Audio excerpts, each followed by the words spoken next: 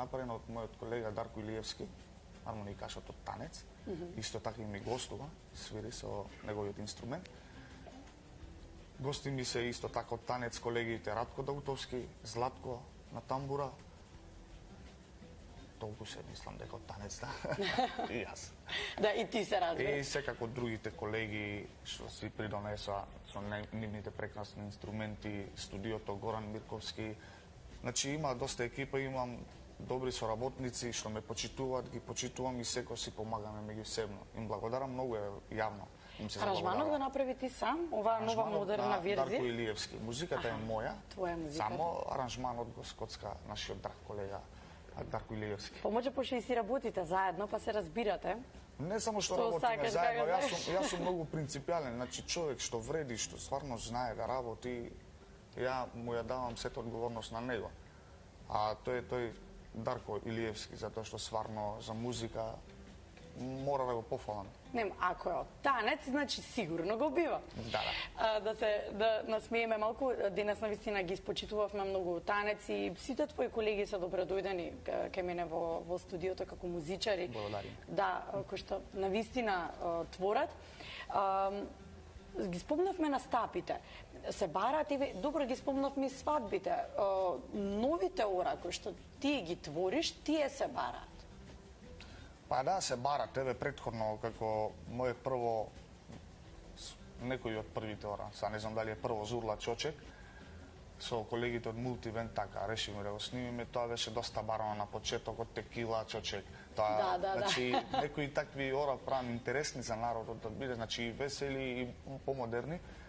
И сега, најново, што се бара уште до ден денес, Мерак Зурла. Мерак Зурла ми е направено спојка од многу познати македонски ора и песни, во едно оро направено, како еден сплет, микс. И затоа и народот го прифатија, тоа оро, го сака, затоа што стварно свадбарско оро, народно оро, за да може да се развеселиш, да играш, да пееш. За атмосферата да си биде како што треба, свадбарска. Зафатен си периодов, велиш имам постојано настапи. Па постојано, викенди се пополнети со свадбени ангажмани, што да кажам, значи свадби имаме, гостувања имам и надвор од Македонија, за другата недела сум во Германија, после тоа сум во Србија. Каде настапуваш надвор? Тоа се фестивали? Не, нашите македонци настапувам, да. Нашите македонци, морам да ги поздравам сите, значи надвор од Македонија. Им благодарам затоа што бев поканет, бев месец и пол во Австралија со групата Молика. Таму свиревме концерти и приватни прослави. Со Анета, значи, браво. Да, со Анета и со групата Молика. Еден поздрав до нив. Потоа во Швајцарија, кај нашите македонци гостував, во Германија, во Србија имав соработка со најпознатиот хармоникаш Борко. Бев поканет за да му гостувам на неговиот албум, со Зурла и Кавал му свирев. Да. Има многу гостувања, до крај на годината треба во Германија, па во Швајцарија уште еднаш, во Србија, па на крај можеби за нова година да сме здрави и живи, ако се договориме во Германија ќе бидам. Чеки, прво за нова година сигурно имаш на концертот на танец, треба да бидеш тука. Да, тоа само мислам дека е пред нова година датумот, тука сме секако танец, тоа не е примарна работа. Тоа е примарно, па и вака си патуваме. Секундарно, ако имаме слободно време, секогаш нормално одвојувам време за нашите љубители на инструментот. Јас што го свирам. Ама да се разбереме дека танец е на прво место. На самиот старт, кога почнавме да зборуваме за твојата работа и за Зурлата, ти велиш повторно ја вратив како инструмент меѓу новата генерација. Еве тука малце повозрасна нова генерација, но и твоето синче, тој што има 6 години. Да, тоа ми е мене желба. Значи сакам, секако тоа не може со сила. Тие што имаат желба и тие што сакаат да ја негуваат македонската музика и македонските традиционални инструменти како што се Зурла, Кавал, гајра, тапан и така натаму. Да. Ја ги свирам сите тие инструменти. Вие ги свирите сите? Да. Но сепак главен инструмент ми е Зурлата. И се надевам дека сите млади и постари генерации, не е проблем, јас сум достапен за сите кои сакат. Ги имам тие нерви уште, млад сум, за да ги учам. Еве, како пример, мојот син, почнав да го учам веќе во тие години е почетни години, 6 години. Тоа сакав јас да го прашам. Значи, кога се годините, кога можеш да почнеш да Џан, ти удираш веројатно. Така или не, да, не свириш на зурла, така? Свири онлайн Свири? зурла, ама сам се, а не профи, почнуваме од Ама почеток. почнува добро. Ама поча со тапан. Почнавме со тапан, тарабука сега го научивме краток период, Да. на блок флейта, ни беше гостин, го поканија пред една Браво. недела на емисијата Звон на македонска телевизија. Така. Таму, еве и сега, нормално да го земам со мене, да види и да слушне како за Тоа понатаму да има да. искуство. Тоа е твојот наследник. Џан, на кои инструменти најмногу би сакал? Еве си пробал неколку инструменти на кои најмногу ти се допаѓа? На зурла. На зурла, вистина, сакаш да бидеш како тата? Да. Да? Имаш ли ти некое умилено оро, песна која што сакаш да си ја свириш? Кажи, која ти е омилена песна? Кажи која ти е. Која ја слушаме? Новата, на тата. Новата малеш. Таа ти се допаѓа најмногу. И би сакал да го наследиш тато. Но ќе ги научиш сите инструменти. Гледам дека татко ти се запнал сите да ги научиш по после на зурла. Да. Со тек на време, да. Браво, значи секоја чест. 6 години е се години кога може да се почне да се занимава. Да се учат полека инструментите. Владко исто е млад, колку имаш? 16. Тоа ти е веќе генерација на ученици? Па да, кои имам уште еден ученик, само тој е почетник. Исто така, само не мислам дека постар 2 години од него, една година, 2, така нешто.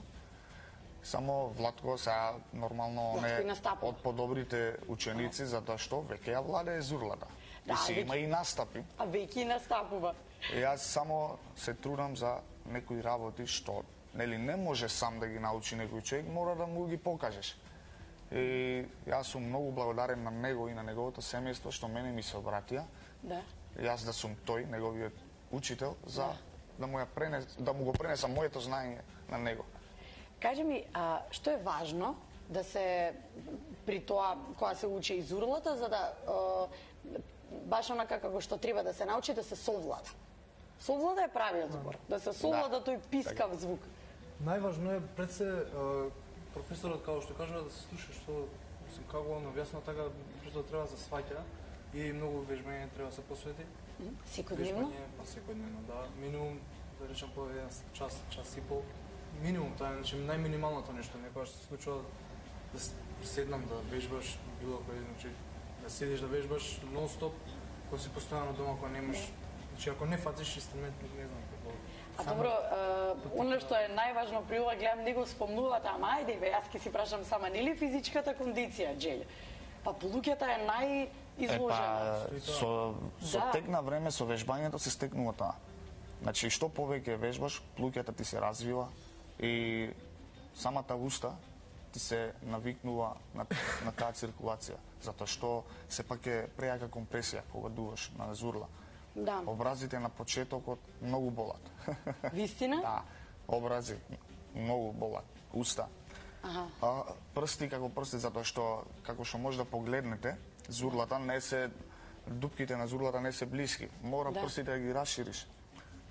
И сад додека се навикне самиот прст на истата така. положба за да се навикне цело време тука да ти биде, исто Да. и прстите болат.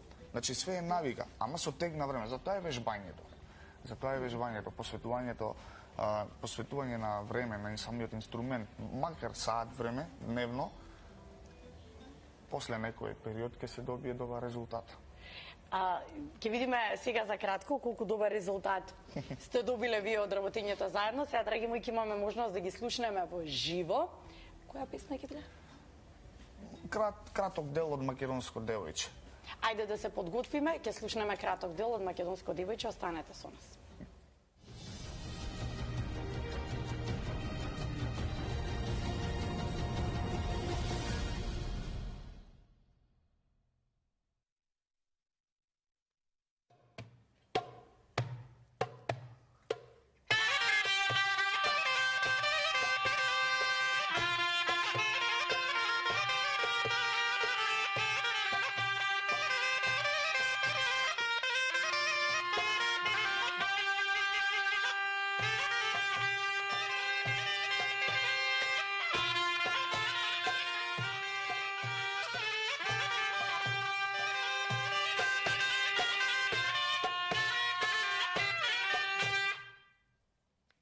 Браво, Джан!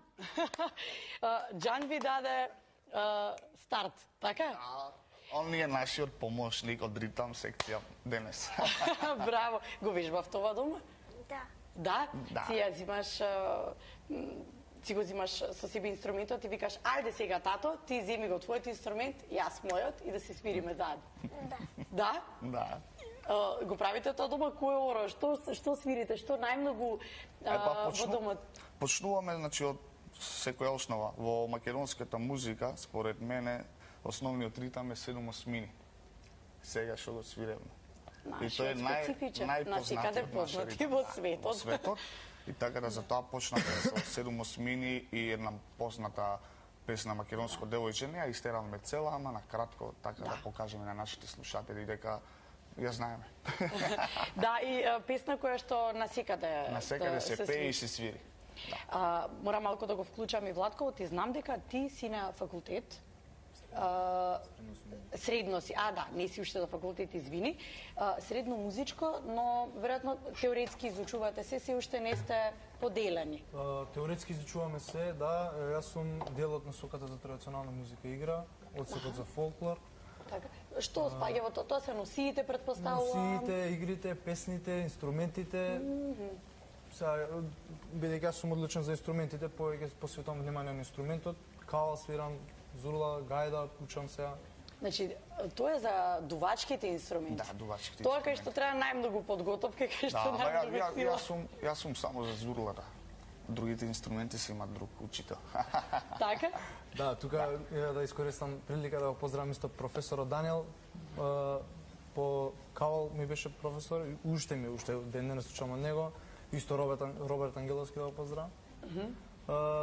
Исто и професорите од насоката за традиционална музика и игра, кои што даваат се од себе за да видат од мене квалитет, да покажам. И тоа е, значи секојдневно се занимаваме со инструментите, ако што рече професорот, ако нема вежбање, значи нема ни резултат. Нема резултат на крај. Сега ќе опрашаме професорот за да стане сега да го одликуваат и секата да ти пишуваат како во моментот најпознатиот зурладџија, ти колку време вежбаше? Ти колку време наназад имаш и теоретски, па и добро и практична работа?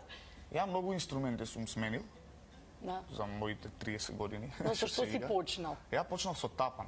На 6 години почнав. Исто како Джан сега. Да, први инструмент ми е мене тапан.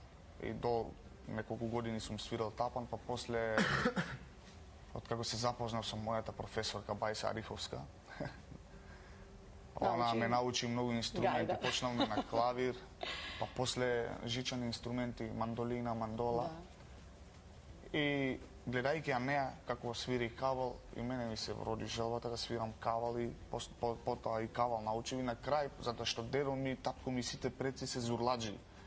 И некако ми падна срам, јас да не бидам зурладжија. Додуше и дедо ми ме караше. Добро, вика, имам ли ја наследник? Вика, јас сакам да имам наследник, затоа што ја и неговото име го носам, на дедо ми. И така испадна ја да почнам зурла да свирам. Јас зурла не свирам долго време. Ја на 20 години почнав да свирам зурла. Да. Па добро, 10 години са не е пак. Не, има са некој пример, дедо ми свири не знам од колку години ми каже, од 9-10 години. Помнож веќе дедо ти може да кажеме дека си уште заедно свирите. Имате и настапи заедно. Нека ни е здрав и жив на мене и на цела наша фамилија, затоа што ние се гордееме со него, он доста допринесе и за нашата фамилија и за државата, затоа што он е пензионер од танец. Браво, и се уште настапува, мислам тоа... Не толку често, но се настапува. Тоа е како започит. Без разлика што е пензиониран.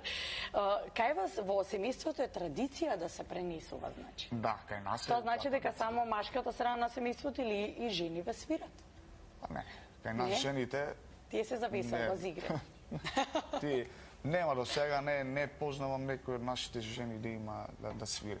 Но традиционално сите си пренесувате. Дедо ти, татко ти, ти, сега Джан. Да. Браво, тоа е за секоја почит. Зборуваме дека, освен тоа што твориш, си ја работиш твојата работа што си ја работиш, во исто време си професор по гајда, рече, јас сум Зурла. За зурла, извини, јас сум, се извинам, јас сум за зурлата, не ги учам другите инструменти, иако ги знам. Како е работата со младава генерација, со новата генерација, кој што треба да им се пренесе инструмент кој што е традиционален, пред се носи своја тежина како македонски традиционален инструмент, работиш во национален ансамбл, амбасадор најголем на нашата држава. Да. Каква е соработкава со младава генерација? Свисни ли се воопшто? Соработката со младата генерација е перфектна. Јас сум многу задоволен. Еве пред се од Владко, ја не сакам да ме нарекуваат професор, колега. Да. Мојот колега. Од почит. Имам ја доста деца што ги имам научено. И моја генерација се. Поздрав до сите. Знам дека можеби не гледат, ги поздравувам. И јас сум многу благодарен што до ден денес кај и да одат кажуваат дека јас сум тој што ги научив. И мило ми е што така. Како ти што ја споменуваш Бајса Рифовска, значи нема некој што Бајса не ја многу ми има познава. помогнато Апсолутно. и за запишувањето во средното музичко, и за на факултет. Значи во животот јас и бев можеби на нејзе десна рака еден период. И она на мене, си помагаме меѓусебно. Јас доста концерти имам свирено со Бајса. И имам доста научено од неа. Она ми беше, не знам, како... Имав на кого да се нагледам и од кога да учам за понатаму во животот, да знам како да се поставам кон народот, кон музиката, кон било што. Браво, значи, па и тој у суштина учителот треба и да биде не само за пренесување на знаењето, да речеме практично, туку и теоретски посветуваш доста време со младата генерација, со нова генерација, патуваш постојано. Овече кога се такви патувања во прашање, кога се патувају, да речам, и повеќе, групно собрани, секогаш има некоја згода па и незгода, која на крајот завршила како шега. Да. Пошто ќе некој патување кој што сега би го извоил, пошто најмногу ќе го запаметиш? Ајде, кажи каква случка си имал. Имав случка во Холандија, која бев пред 2 месеца, со Ферус Мустафов јуниор и со уште еден колега од Валандово, Џоле. И цело време како храбри на одење, натаму храбри, сега не се плашам од авиони, знаеш, ова. И они сите. Значи сите тројца храбри од храбри отидовме. Келетата. И сега на враќање се шегуваме меѓусебно, не знам, си комуницираме, си правиме едноставно да не биде интересен летот. Да не мислиме на, што се вика, сите имаме страв. Тоа е нормална работа. И сега во еден период има турбуленции. И сега во тој момент, како се шегуваме, се смееме и одеднаш сите тројца, тишина. Штама, никој ни збори, ни се смее, ни трепка. И во тој момент ја ги гледам колеги, што би на сега нешто, не ви е смешно, не ви е интересно. И колегата, сега, вика, седи мирен, вика, сега, не знаеме, вика, тука гледаш како е. Држи си го инструментот, седи. И во тој момент доаѓа девојчева стюардеса и сега колегава Џоле вика, девојче, ела навам, вика. И сега, повелете господине, а слушај, вика, дека терасата, вика, да запалим по една цигара. Леле, вика. Ние тука почнаме да се смееме. Вика, дечко, хајде мола малце посериозен, вика, гледај дека во моментот има турбуленци. Да, сериозен. И пак си продолжува. Добро, вика, девојче. Ако не, вика, да биде поинтересно да земеме инструменти да засвириме. И она пак. И ние толку не можеме да се воздржиме. Значи, вие ќе се го забавувале цел авион. Тоа сигурно ќе било така. Јас многу сакам да одам на патување со такви колеги позитивни, затоа што ни еден... На крајот и по тоа се памети, ни еден момент од патувањето не ти е така здодевно. Апсолутно. Да. Исто така со колегите премиер бенд, сега кога бевме во Швајцарија, и они се многу такви позитивни колеги, само на смешки, само на некои зафрканци, ама добри се, тоа е позитивната ствар на колегите. Апсолутно. Ви се случило ли, збориме инструменти, ви се случило да ви го загуби во багажот негде инструментот, а вие треба да идете да свирите вечека? Ми се случи на мене сам кога бев на еден фестивал во Турција, ама сам бев. Не само инструментот, и багаж, и гардероби, и све ми се изгуби. И? На настапов како? 3 дена бев без инструмент, без гардероба, ми најдоа таму организаторите, Зурла, сепак не е твој инструмент, ама некако се снајдов за првиот настап, ама за другите веќе со мој инструмент бев. Си бараше назад. Да. Многу ми е драго што ми бевте гости, што извоивте време, ве слушнавме во живо и што ми го донесе Џан. Твојот Благодарам. наследник. Се надевам дека пак ќе не поканите, следното гостување ќе биде со друг инструмент. Може, Ви ветувам. Џан, да ја поздравиш мама дома и фала ти што дојде.